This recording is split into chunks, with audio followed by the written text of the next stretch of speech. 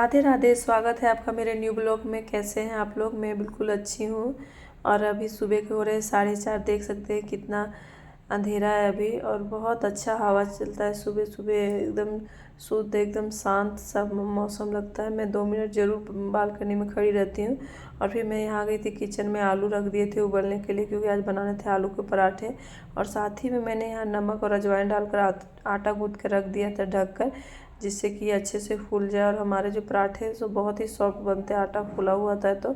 और मैंने यहाँ आलू को भूनने के लिए अदरक लहसुन मिर्चा को कूट लिया था। और साथ में मैंने कढ़ाई में डाल दिया था तेल, और फिर उसमें सारे फ़ोरन, मेथी, जीरा, सरसों और अदरक लहसुन जो कूटा था ना, वो डालकर मैंने हल्दी और नमक डालकर उसे अच्छे से भून लिया था। मैश किया हुआ आलू को डालकर फिर मैंने अच्छे से 2-3 मिनट के भून लिया था। और ये हमारा जो स्टफिंग है तैयार हो गया था।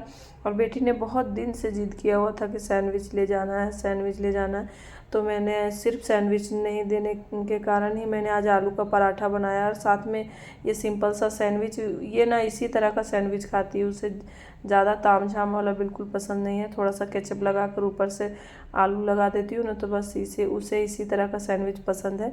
और साथ ही मैंने एक आलू का पराठा भी बना लिया था उसके लिए। मैं उसका लंच बॉक्स ना पहले ही पैक कर लेती हूँ, क्योंकि उसके बाद अगर वो उठ गया तो मैं बिल्कुल भी नहीं कर पाऊँगी। इसलिए मैं पहले अपना बेटी का लंच बॉक्स पैक करती हूँ, उसके बाद ही फिर नाश्ता बनाती हूँ। तो यहाँ मैंने एक पराठा बनाकर कर लिया था रेडी। और फिर यहाँ चली गई थी बेटी को उठाने के लिए। और जब तक वो तैयार हो गई तब तक मैंने उसका सारा टिफ़िन उफ़िन पैक कर दिया था।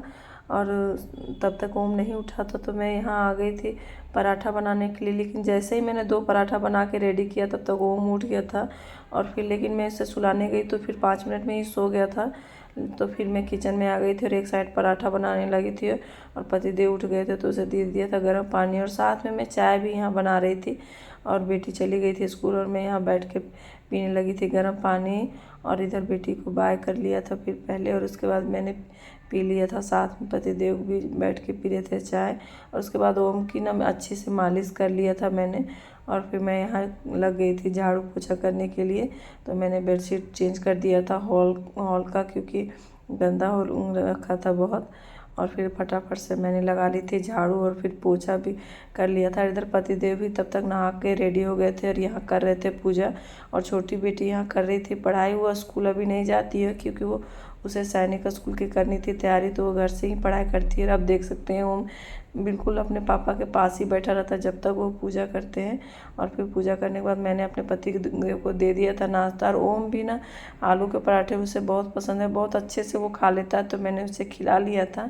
देख सकते हैं बहुत अच्छे से खा लेता है वो।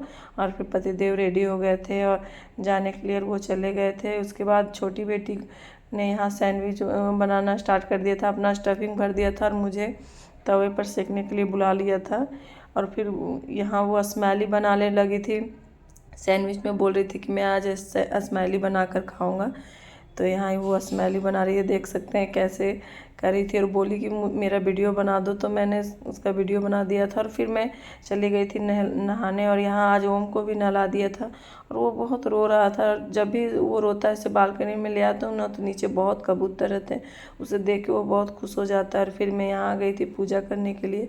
और पूजा करते समय ना ओम बहुत शांत रहता है, बिल्कुल देखते रहता है कि कैसे पूजा हो रहा है। और फिर मैंने अपना पूजा कंप्लीट कर लिया था, फिर कर लिया था नाश्ता। और फिर ओम ने फिर 1-2 बाइट मेरे साथ खाया।